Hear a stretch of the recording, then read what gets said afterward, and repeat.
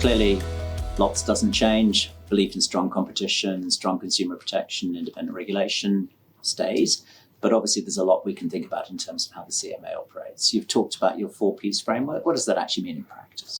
Yeah, so I gave a speech just before Christmas. I talked about this framework looking at pace, looking at predictability, proportionality, and process, our engagement really with business. And that was playing back the themes that I had heard loud and clear from my engagement with business, but actually also reflects our own internal recognition that we need to be more streamlined in the way that we're working.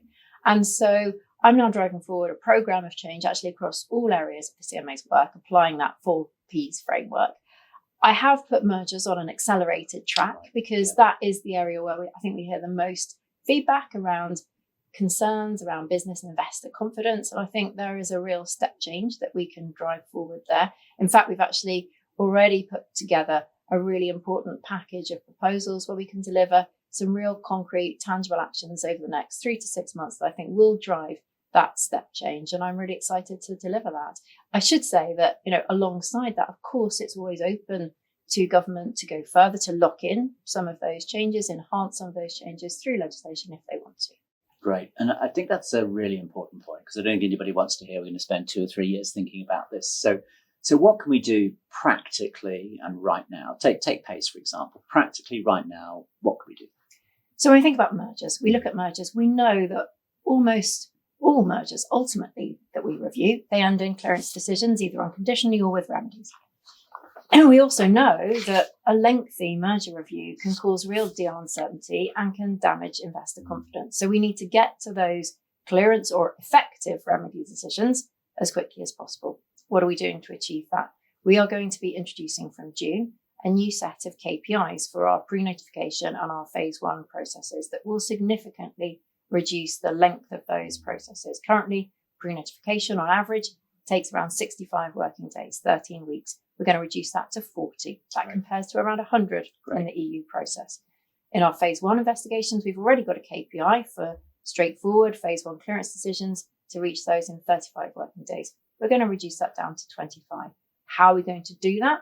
We're going to drive through quite a fundamental streamlining of our investigation processes to make sure that we more quickly can get to prioritization decisions about the key issues that we really need to investigate, to make sure that we have more focused information gathering and we have much shorter published clearance decisions. Now, I think that can drive real change. I should say that I do think for this to be successful, it does also mean that businesses and their advisors need to adapt to that new approach as well. Right. Yeah.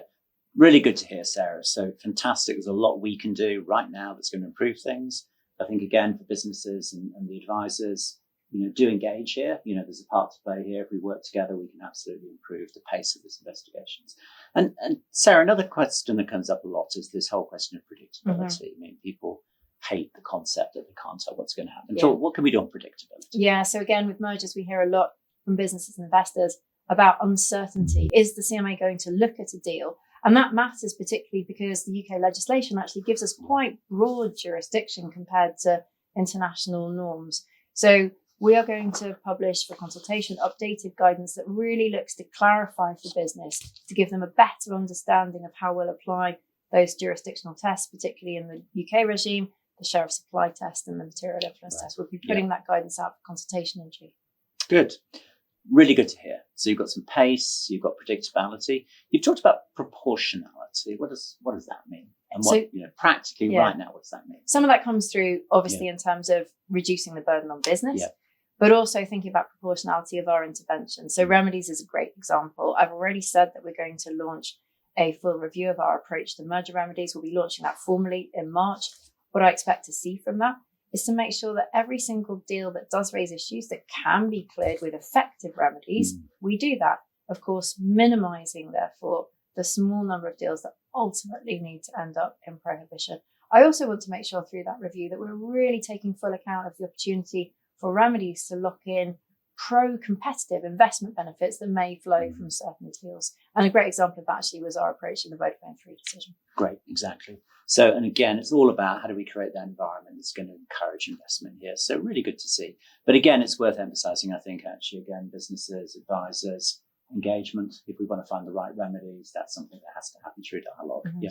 So another question that I hear a lot is, how do we think about big global mergers? And I think the concern that sometimes comes back is saying, the challenge it creates for a large businesses if you have to deal with multiple regulators in multiple jurisdictions. Is there anything we could be looking at there? It is a really important question. It's something that we are thinking quite carefully about at the moment. So watch this space on this one. We'll expect to provide a bit more of an update on our thinking over the next few weeks. And we're thinking very carefully within the current legal framework, what can we do to take a more proportionate approach when we're looking at global deals, really making sure that we only actively engage in those deals that have a clear and direct impact in the UK.